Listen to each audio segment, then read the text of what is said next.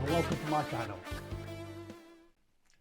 When Nikon released firmware version 4 for the Nikon Z9, they implemented a new function called Autocapture. This new function works similar to a trail camera or a focus trap camera.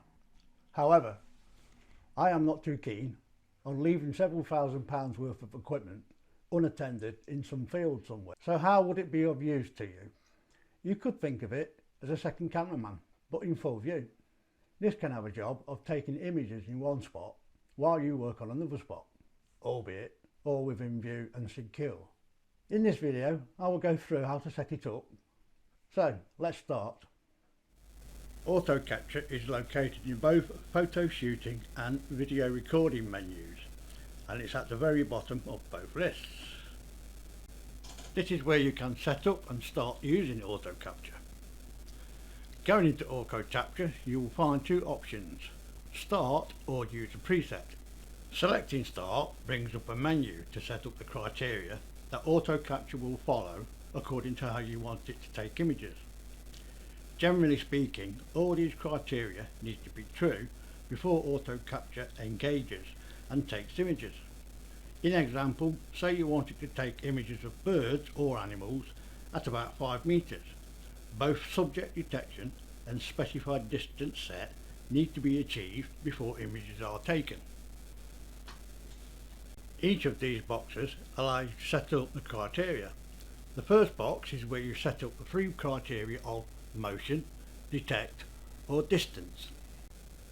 The first box lets you select motion, subject detection and distance by simply highlighting each criteria and pressing OK, or you can use all 3 or just one, or any combination. The next box is advanced motion. Here you can edit speed, subject size and direction. Direction is available by pressing the zoom out button. You can select which direction the subject should come into the frame before it triggers Autocapture to take images. You can set subject size and speed using the command dials. A little explanation is required regarding subject size and speed. Speed can be set between 1 to 5, with 5 being the fastest. That relates to how fast the subject enters the frame. What I found in a real world situation is that anything that moves in the frame, such as grass, leaves and other animals, triggers Autocapture. You can alleviate some of this by using subject detection and or the image criteria. What I also found that speed set at 5, which is the fastest, doesn't get triggered with small birds that dart in and then dart out again, typical of birds such as a cole or blue tip.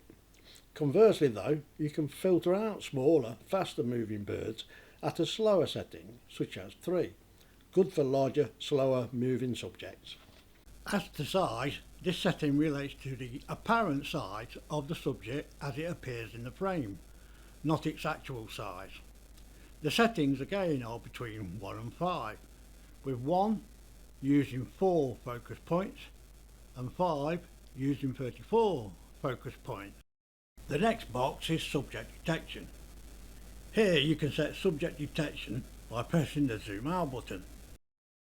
You can choose between auto, people, animals or vehicles. Notice though that as of firmware version 4.1, which is in this camera, birds are not listed in this setting. Subject size can be set with the command dial. This can be between 1 and 5. This setting again does not relate to the actual size of the subject, but rather how much of the frame's field of view you reserve for resolving subject detection, i.e. a 1 is 2.5% and a 5 is 20%. Beware though that subject detection can pick up something that is not a subject, much like it sometimes does normally. I had a situation where it was picking up a feature on a moss covered log and continued to snap away. Check this before leaving the camera running.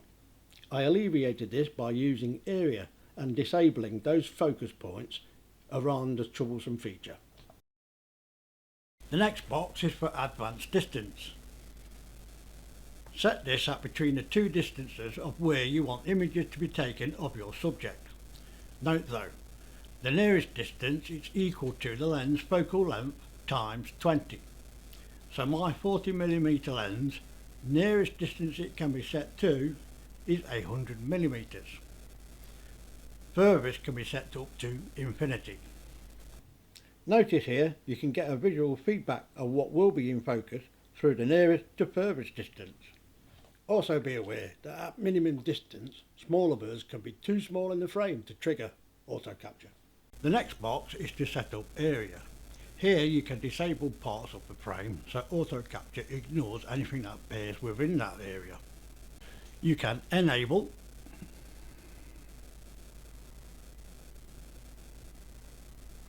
or disable points,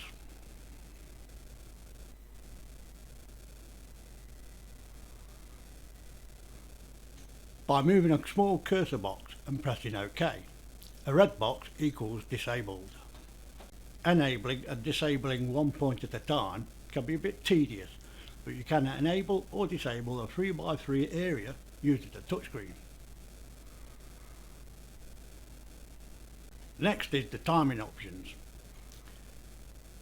You can set up how long auto capture takes images for and how long to wait before taking more images.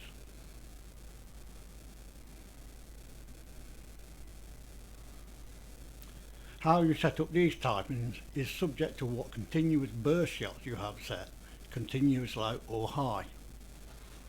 Note though that if your continuous high setting is set to 20 frames per second, this will be backed off to 15 during auto capture.